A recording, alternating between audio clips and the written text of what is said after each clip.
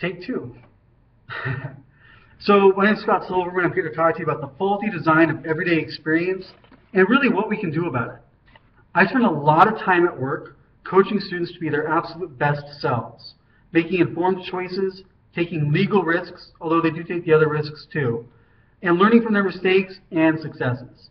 In particular, I challenge students to find a way to make a difference in their everyday world, our world, being social entrepreneurs, civically engaged, creating a vision for the change they want to see in the world, and then guiding them to implement that change.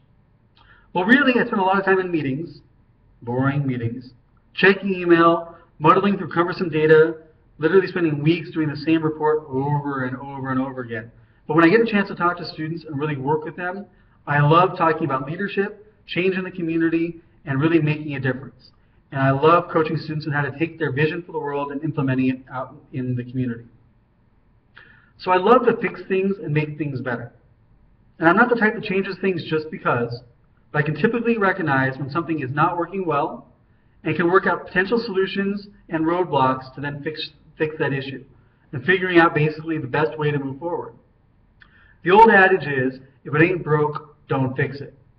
But I tend to look at things from the mindset of, how can we make things better? How can we make every single thing that happens even better? So I don't just fix things willy-nilly. I don't work on things just for fun. But I like to look at things, I recognize problems and try to work on solutions. So I'm sort of a mix between Tim the Tool Man Taylor, for those of you who watched Home Improvement, and MacGyver. Now, of course, MacGyver is sort of a dated reference, but apparently they're trying to reboot the show with a female lead, which is awesome. So, as MacGyver, I can tell you I have been the proud inventor and creator of a number of things, probably about a dozen things that I think I can take credit for, although I'm pretty sure I'm not getting any credit for any of them. So, I like to think I'm an inventor, but I own 0 patents, nothing, not even a poor man's patent. You know, where you mail something to yourself in registered mail and that date stamp proves when you came up with the idea? I don't think that would hold up on Judge Judy anyways, though. So what inventions do you ask? Well, I'm glad you asked. So in 1994, I created dark chocolate M&Ms. Yes, that was me. About 7 or 8 years before Star Wars Episode 3 came out, I realized as a kid, I like M&Ms, but dark chocolate's better.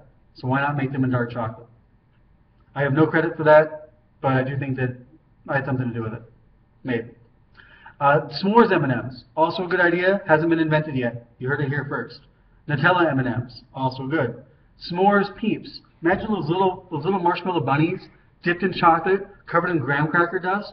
Oh, it'd be so good, right? But not all of my inventions are about food, I promise. The thumbprint scanner that we use on our iPhones to unlock the phone, I thought that was a cool idea when I first heard of the iPhone years and years and years ago. I'm sure I'm not the only one. There's about 4 or 5 new ideas I could tell you right now. Just take that non-disclosure agreement from underneath your chair and sign it for me, and then we'll talk about it. All right, just kidding. So I am a huge fan of Shark Tank, hence the non-disclosure agreements. But clearly the best inventions I've seen on Shark Tank, or the best things we see in the world, are designed with the user in mind. This applies equally to systems we interact with on a daily basis, the user experiences we have as consumers, as customers, as taxpayers. What I've learned from my misadventures in invention is that with all things, be it a new device or a gadget, or a procedure that we have to go through, or a student has to go through to opt out or join a program, or the ease of use of a baby's stroller, everything, maybe the line at the DMV, everything should be designed with the user in mind, the user experience, the user interface. Perhaps more importantly, we can think about designing things so they have the greatest utility for the greatest number. So to quote a really great character on TV, the needs of the many outweigh the needs of the few, or the one, Mr. Spock. But I would say that if we can serve the needs of everyone in the user experience, maybe that's okay too. So this gets me thinking, what are some of the faulty designs that I deal with on a regular basis? Maybe you deal with some of the same. So for me, as a professional working at UCR, as a partner, as a father to a super bubbly 20-month-old, as a son, a brother, a human, when I was a student, all these sorts of things that we encounter. So I'm going to give you a number of examples, so a varied mix of examples. But let me preface this by saying I am not an economist. I know there are costs involved, both by fixing what's currently broken and in making future things better. But I would say that if a better mousetrap exists, Shouldn't we all be catching mice with that better mousetrap? So here are my examples. Baby toys. So the Extra-Saucer is this little round saucer-like device that you put the baby in. When you're sort of too busy to hold her, when I'm too busy to hold my daughter, or I'm trying to cook and I don't want to, I don't know, have the baby in my arms when I'm using a knife, whatever, things that would be bad ideas, right? So you put the baby in this thing, and they sit there, and they can't get in any trouble. Awesome device for parents, except for one thing. It's terrible for the baby's muscle development. They stretch up on their tiptoes, right? And they're straining their muscles. So the gross muscle skills, gross motor development, the muscle growth, it's all strained. So they stand on their tiptoes and they have a harder time walking. No one is currently regulating toys in the baby market. No one's regularly rating them for the developmental skills and how it's going to benefit or hurt the developmental stages, especially for babies that are born premature like my daughter, right? Or others that are experiencing developmental delays. I think it's a really critical need that we need to fill. Battery consumption for baby toys. There's literally nothing worse than the batteries dying for your child's favorite bedtime toy, literally as you put them to bed. Like changing the batteries in the dark when you're probably even more sleepy than the baby is. Your partner's asleep and you're trying not to wake them up, right? And you're racing the clock to try to figure out how to get this all to happen and make it all work. Changing the batteries in the dark, it just doesn't work. Wait, there is something worse than that. Baby's bottles. Not only are they hard to clean, but as the baby can eat more, you switch the tips of the bottles to be higher flow so they can drink more milk faster. Comes out more quickly. But when the bottle drops, the milk sprays even faster all over the floor. So whoever said don't cry over spilt milk has obviously never had their baby's bottle spill in the backseat of their car and their car smelled like Kraft macaroni and cheese for like days. Speaking of cars, here's some features that I think should be standard in every vehicle. They're critical safety features. The backup obstacle sensor, so you don't run over things or people. The rear backup camera to minimize possible injury and accident. Bluetooth, right? Maybe even a driver's phone auto-disabler for text messages. So you auto-disable the phone for the driver so there's no possible way of getting text messages. Right? These are critical safety devices that we know would work and save lives, and yet we're not making them standard in every vehicle. Something that we could probably easily get all the manufacturers to agree to. Think about the crosswalks that we encounter on a regular basis. The curb ramps, sort of the cutout in the curb for the sidewalk, they're angled in the corner of the sidewalk, right, the corner of the intersection.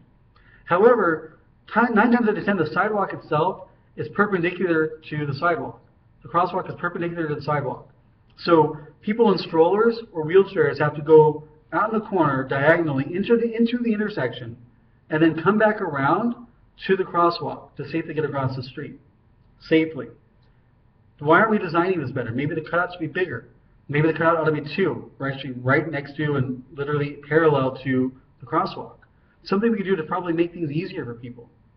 Even the dip, the little lip between the street and the sidewalk, sometimes there's still a bit of a bump that's not very easy to go through when you're pushing groceries in a baby or an elderly person in a wheelchair or something. How about the fine print on contracts that nobody can ever understand or comprehend? Why do we do that? Why don't we make things simple and straightforward? People are signing things left and right that literally they don't get.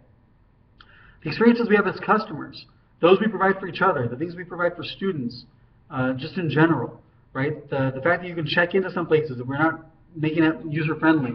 The experience we have as a customer, calling customer service on the phone. Nothing ever makes sense. Nothing's ever easy. But we could make it easy if we had some intentional redesign. There's some really great TED Talks about some of these pieces too. Hopefully mine will be one of them one day. My coffee thermos is a really great example. So my coffee thermos, the lid that keeps the coffee closed, literally when I drink coffee from it, always hits the bridge of my nose and coffee drips on it. I get coffee on the bridge of my nose every time I drink coffee from that thermos. Doesn't make sense. Now, yes, I could buy a different one, but why are we even designing thermoses that do that sort of stuff? So my point is, if there are things that exist that are better than what we're doing, why are we settling for second best, third best, fourth best, right? My car remote.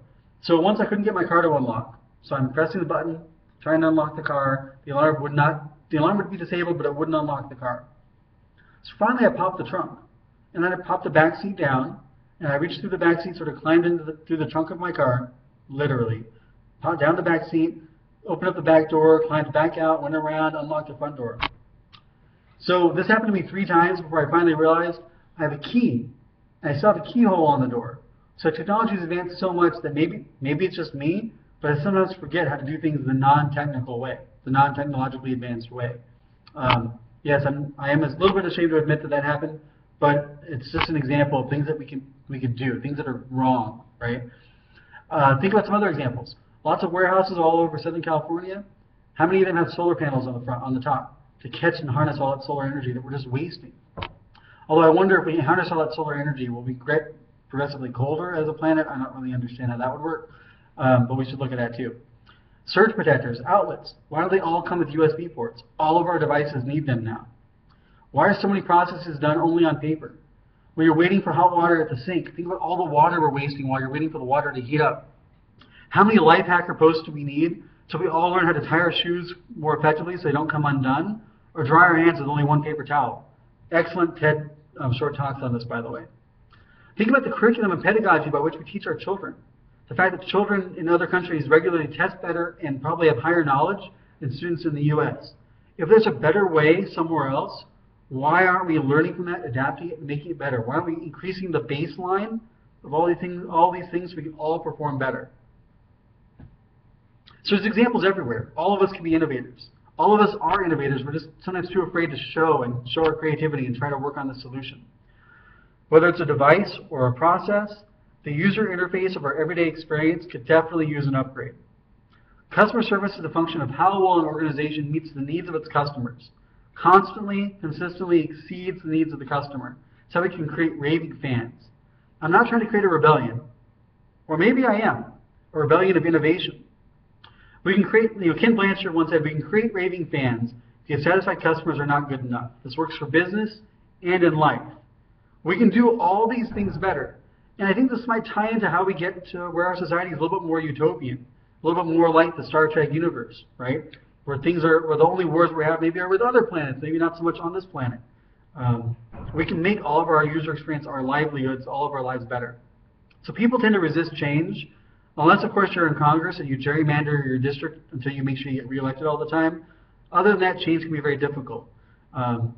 But if you look at things like Who Moved My Cheese, right? Some really great parables of leadership and change and life management. We as a local and global society, community, can be fluid enough to recognize where the better mousetrap exists and freely, wholeheartedly adopt it. Then we can tackle the next big hurdle. I bet you if we got a bunch of kids together, 7, 8, 9-year-old kids, and presented to them the problems that exist in our society, the ideas they would give us would be so ingenious, so creative, and so possible and potential and viable that we could solve a lot of these problems by listening to our kids, the kids in our communities. They've not yet been tainted by society telling them their ideas aren't good enough, that their ideas can't survive, can't thrive, and can't make a difference. So what am I suggesting? I'm suggesting being intentional in our designs, making the user experience of everyday life as seamless and frustration-free as possible, and really tackling our innovative drive. We all have this drive inside of us. I've been working with students for years to coach them on this. I know that everyone here has an idea of things they can make different in the world. Don't change for change's sake, but be wise enough to recognize brilliance and innovations and nimble enough to implement them for our own lives and in society at large. So think about this. Close your eyes for a second. Think of something you want to make better. Think of something stupid that you experience, something that doesn't make sense, that you think could be a better process, a better device, a better gadget at home. Something you could sell and make billions of dollars on, or something you could freely give to society just to make things better for everyone around you. What are some of those things that annoy you? What will the world look like if you could implement that change, if you could make that innovation a reality? If the lines of the DMV wouldn't take us 5 hours? What are things in your life that are just not designed well? How would it make your life better, your neighbor's life, everyone else? And more importantly, what are you going to do about it? Thank you very much.